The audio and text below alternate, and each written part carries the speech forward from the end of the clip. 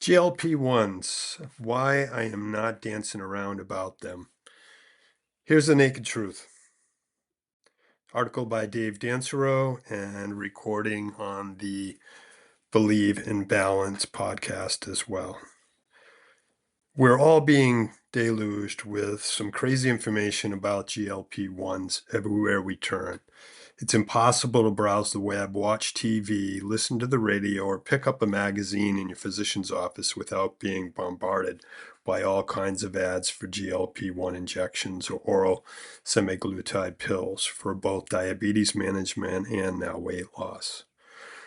With diabetes and related chronic diseases on the rise worldwide, GLP-1 receptor agonist used to treat type 2 diabetes and obesity.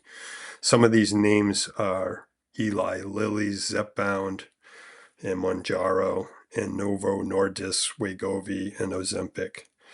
They're being hailed as potentially transformative solutions. And the ads are very convincing with testimonials from consumers and endorsements from doctors, scientists, and the like.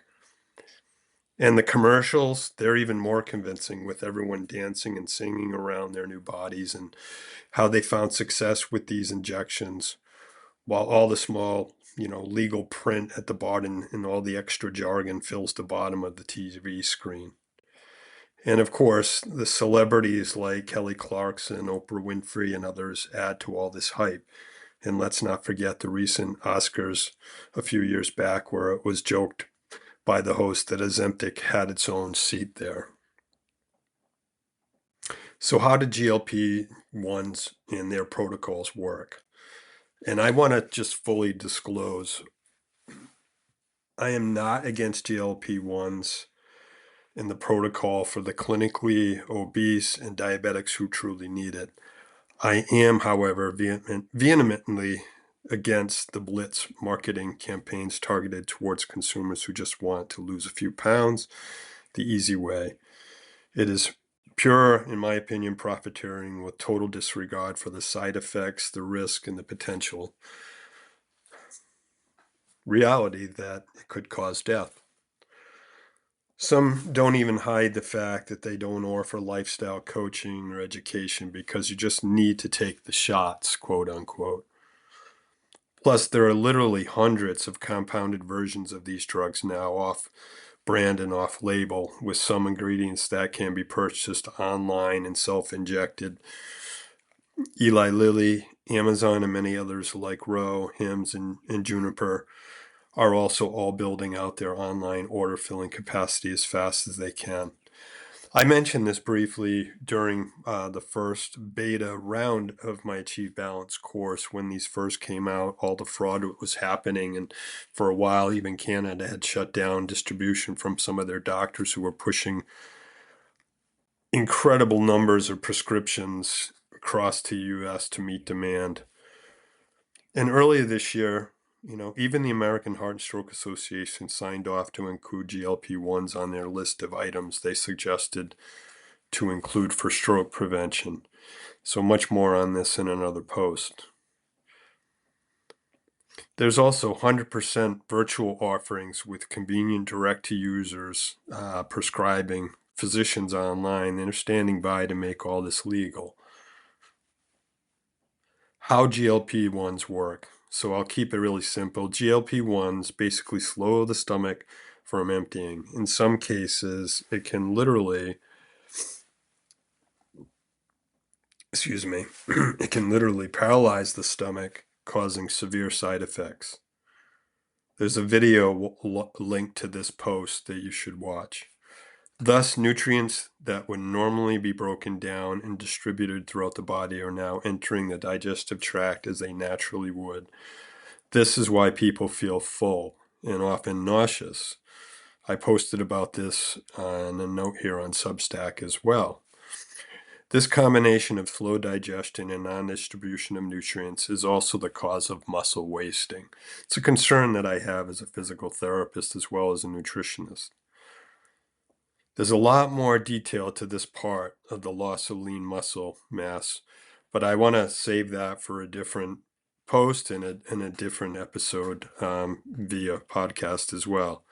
I did previously mention how all these pills are playing out on our declining mobility in previous posts, but we'll build on that theme in the next episode. So what's missing and why does this concern me about the rise and the popularity of these miracle drugs? So who's really helping GLP-1 patients with the GLP lifestyle plan, quote unquote, to help offset these side effects through proper exercise and nutrition? And the other part of this is everything is affected, and is it forever? Here's the other point that concerns me in this case. There doesn't seem to be a knowledge if using GLP-1s includes a pathway to wean people off of the GLP-1 injections. It appears right now it is a lifelong protocol as far as we know. And most of the data is showing that for those that have tried to come off, there are many reports of the weight returns and fast. And with that, you'll be returning with a worse body composition and profile if you've lost lean muscle. One way to help GLP-1 patients is to help them understand how everything in their bodies, including bones, muscles, organs, blood, right down to the cellular level, are synergistically connected and need to be fed and nourished daily with all the key vital nutrients that a good, solid, rounded, well-rounded, and planned nutrition program include. And many of these important areas of nutrition are not getting out there, as this message with GLP-1s curing everything is it's sad how we're not even talking about nutrition related to GLP-1s.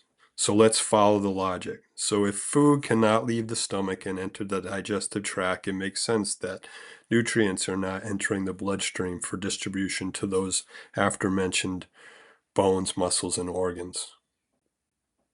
And following that same stream of logic, it makes sense that all kinds of bodily functions become compromised, some more than others. I can guarantee that most clients have no idea how their bodies actually function, much less how these bodily functions all work synergistically and how this is impeded on GLP-1s. What can possibly go wrong with this fast-tracked approach to weight loss? I still think the naked truth will reveal itself in due time. In my next post and in my next podcast, I'll keep explaining why GLP-1 should not be the only answer as drug lobbyists work their magic to get them covered for all. Plus, the bottom line is we have to talk about why we simply cannot afford them. We need to try a different approach, a lasting approach to achieve balance. Thanks for listening.